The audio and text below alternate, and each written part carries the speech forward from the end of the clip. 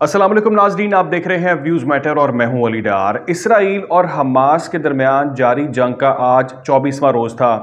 ताज़ा तरीन सूरत हाल क्या है गज़ा की, ये तो आपको तमाम तर टीवी चैनल्स बता रहे हैं, रिपोर्ट कर रहे हैं। आप तो ख़बरें आ रही होंगी कि वहाँ पर अब 9000 शहादतें हो चुकी हैं, खुराक नहीं है, पानी नहीं है। ये सारी तमाम अपडेट्स आपको टीवी चैनल्स बता रहे हैं, लेकिन जो ख़बरें आप लोगों तक नहीं पहुँच रही इस जंग के हवाले से, मैं कोशिश करता हूँ कि आपको इस व्लॉग के अंदर वो ख़बरें, जो 3 इंपॉर्टेंट ख़बरें हैं मेरे पास आपके साथ शेयर करने के लिए, वो तीनों इंपॉर्टेंट अपडेट्स मैं आपके सामने रखता हूँ। आपको बताता हूँ कि अब इस जंग के अंदर मुमकिन तौर पर क्या डेवलपमेंट्स होने जा रही हैं।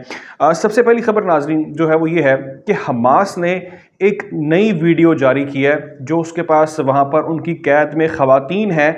उन 3 ख़वातीन की वीडियो हमास की जानिब से जारी की गई है। उन तीनों खातून ने क्या बात की है, क्या मुतालबा किया उन्होंने नेतन्याहू से, वो मैं आपके सामने रखता हूँ और बताता हूँ कि इस वीडियो को जारी करने का असल मकसद क्या था। दूसरी खबर मैंने आपको ये बतानी है कि इसराइल की जानिब से भरपूर कोशिश की जा रही है ज़मीनी कार्रवाई वहाँ पर करने की, जो ज़मीनी जंग छेड़ने की वहाँ पर कोशिश कर रहे हैं वो, वहाँ पर उनको मुज़ाहमत का शदीद सामना है। लेटेस्ट इन्फॉर्मेशन भी आपके सामने रखता हूँ। और तीसरी चीज़ जो मैंने आपको बतानी है वो ये है कि हसन नसरुल्लाह जो कि सरबराह हैं हिजबुल्लाह के, वो एक बहुत अहम खिताब जुमे के दिन करने जा रहे हैं। उस खिताब में मुमकिन तौर पर वो क्या बातें करेंगे और क्यों करने जा रहे हैं, उसको भी हम डिस्कस करते हैं। सबसे पहली चीज़ तो ये नाज़रीन कि गुज़श्ता रोज़ मैंने लाइव सेशन किया, उसमें बहुत सारी खबरें मैंने आप तक पहुंचाई। ताज़ा तरीन जो इन्फॉर्मेशन है वो आपके सामने है, किस तरह से वहाँ पर गोले दागे जा रहे हैं, वहाँ पर रॉकेट दागे जा रहे हैं। जो सूरत हाल है वो आपके सामने है। बहुत बुरी वहाँ पर कंडीशन है, खुराक नहीं है, अद्वियात नहीं है, हस्पतालों के बुरे हालात हैं, हमले पे हमले कर रहे हैं। आधे से ज़्यादा जो ये 9000 मैं आपको फिगर कोट कर रहा हूँ, इसमें से कुछ 4-5 हज़ार तो बच्चे वहाँ पर शहीद हो चुके हैं। तो इन्फॉर्मेशन आपको वहाँ की लेटेस्ट मिल रही होगी। मैं कोशिश ये करता हूँ कि आपको जो साइड स्टोरीज हैं जो कि टीवी चैनल मोस्टली रिपोर्ट नहीं करते, वो भी आप तक खबरें पहुंचाई जाएं। आज एक वीडियो जारी की गई है हमास की जानिब से, और वो वीडियो है नाजरीन 3 खवातीन की जो कि इसराइली हैं और वो हमास की कैद में हैं। इससे पहले भी एक वीडियो जारी की थी उन्होंने खातून की, 2 खातून को जब उन्होंने रिलीज़ किया, कैद से आज़ाद किया, तो वो वीडियो भी उन्होंने जारी की थी। इसमें वो खातून आती हैं, उनका हाथ मिलाकर शुक्रिया अदा करती हैं और उसके बाद एक प्रेस कॉन्फ्रेंस करती हैं और बताती हैं उनके साथ क्या कुछ हुआ। वो अलग वीडियो थी। लेकिन ये जो वीडियो है ये लेटेस्ट वीडियो है जो आज जारी की है उन्होंने।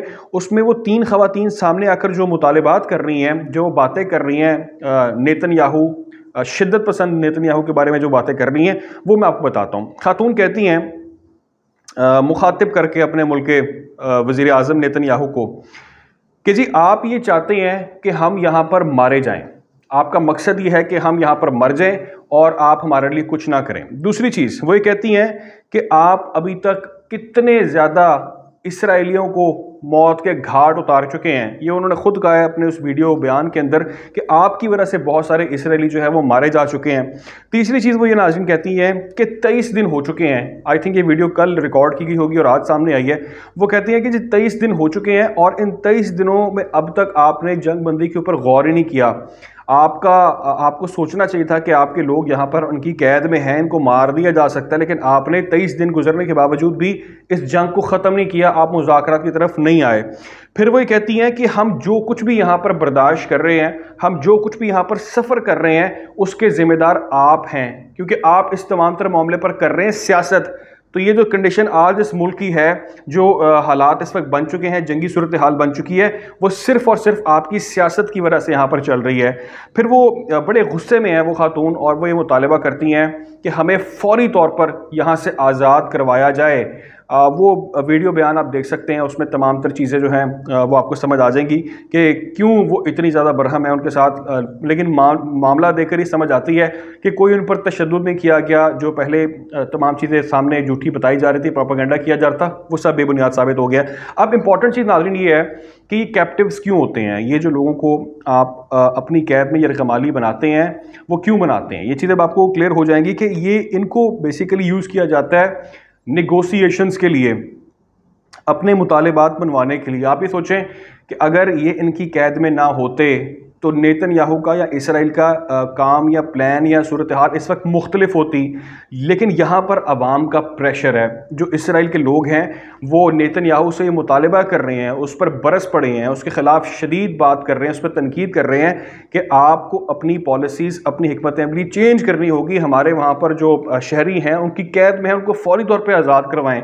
تو امریکہ اور اسرائیل اس وقت اس لیے تھوڑا سا ذرا محتاط، ابھی محتاط ہے. تو آپ کے سامنے حالات دیکھ لیں آپ، اگر یہ کیپٹیوز نہ ہوتے تو صورتحال کیا ہوتی. خیر آگے بڑھتے ہیں. اور دوسری خبر یہ ہے کہ اسرائیل نے مسلسل یہ کوشش جاری رکھی ہوئی ہے کہ وہ کسی نہ کسی طرح سے اپنی جو ان کی بڑی فوج ہے ان کو داخل کرا دے غزہ کے اندر. لیکن ناظرین انفارمیشن یہ ہے کہ بھرپور مزاحمت کا سامنا کیا جا رہا ہے حماس کی جانب سے. جو حماس کے جانباز ہیں وہ منہ توڑ جواب وہاں پر مسلسل دے رہے ہیں.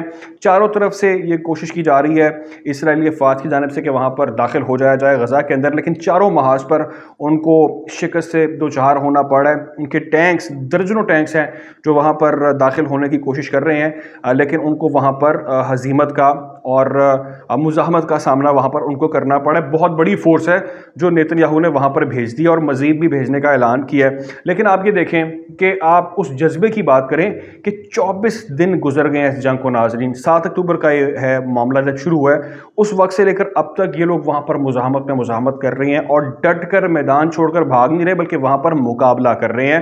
بہت بڑی بات ہے. خوراک نہیں ہے، ظاہری بات ہے بہت ساری فیسلٹیز وہاں پر چاہیے جو نہیں ہے، لیکن پھر بھی وہ لوگ اتنی بڑی یہ جو جناب نیتن یاہو صاحب ممالک سے مدد لے رہے ہیں اور وہاں پر مقابلہ کر رہے ہیں ان فریڈم فائٹرز کا. خیر اب ایک اور لیٹسٹ جو خبر ہے ناظرین وہ بہت ہی امپورٹنٹ ہے.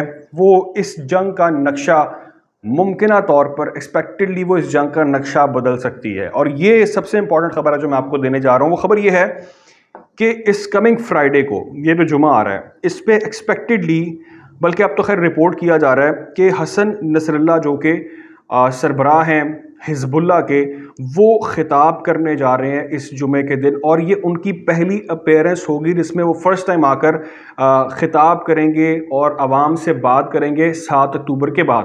اس سے پہلے وہ ہمیں نظر تو آئے، انہوں نے ملاقاتیں بھی کی، حماس کے لیڈر کے ساتھ ملاقات کی، انہوں نے جو اسلامی جہاد ہے ان کے ساتھ ملاقات کی. ان ملاقات کی کیا کہانی تھی وہ تو ہمارے سامنے مختلف طریقوں سے آتی رہی. لیکن یہاں پر یہ کہا جا رہا ہے کہ اس ملاقات کی کڑیاں اور اس کے بعد جو گزشتہ روز میں نے آپ کے ساتھ ایک خبر شیئر کی تھی کہ حزب اللہ کی جانب سے ایک آفیشلی ویڈیو جاری کی گئی ہے جس میں حسن نصر اللہ بھی نظر آتے ہیں. 11 سیکنڈ کی وہ ویڈیو ہے اور اس میں وہ گزرتے ہیں اور ایک اسلامی کہہ لیجئے کوٹ ہے یا قرآنی آیت ہے جس کو کوٹ وہاں پر کیا گیا ہے، جس کے ذریعے لوگ اب یہ پریڈکٹ کر رہے ہیں کہ جنگ کا اعلان کیا جا رہا ہے یا کر دیا گیا، آپ یہ کہہ سکتے ہیں. لیکن اس کے قوی امکانات ہیں، بہت زیادہ چانسز اسی بات کی ہیں کہ فرائیڈے کو کوئی بہت بڑا اعلان حزب اللہ کی جانب سے یعنی کہ حسن نصر اللہ کی جانب سے کیا جائے گا. اور ڈیفینیٹلی اس خطاب کے بعد، اس اعلان کے بعد بہت ساری چیزیں اس جنگ کے اندر بدل جائیں گی.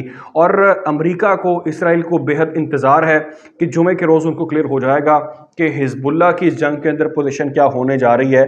کیونکہ جو حسن نصر اللہ ہیں ناظرین، ان کی خاموشی بہت سارے سوالات پیدا کر رہی تھی کہ آخر یہ کیا سوچ رہے ہیں، یہ کیا کرنے جا رہے ہیں، چپ کیوں ہیں، یہ بولتے کیوں نہیں ہیں.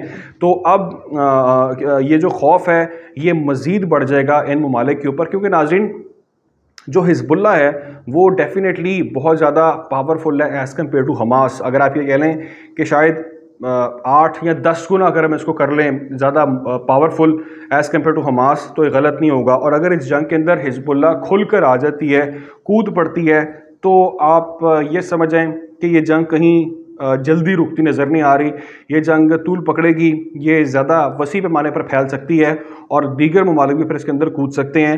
تو یہ 3 امپورٹنٹ ڈیولپمنٹس کی سوچ آپ لوگوں کے ساتھ شیئر کی جائیں، آپ لوگوں کو بتایا جائے کہ اس کے علاوہ جو ٹی وی چینلز پر رپورٹ کیا جا رہا ہے اس کے علاوہ کیا امپورٹنٹ ہیپننگز ہیں جو کہ سامنے آ رہی ہیں. جو بھی ڈیولپمنٹس ہوں گی آپ لوگوں کے ساتھ میں شیئر کرتا رہوں گا. خیال رکھیں، دعاؤں میں یاد رکھیں. اللہ حافظ.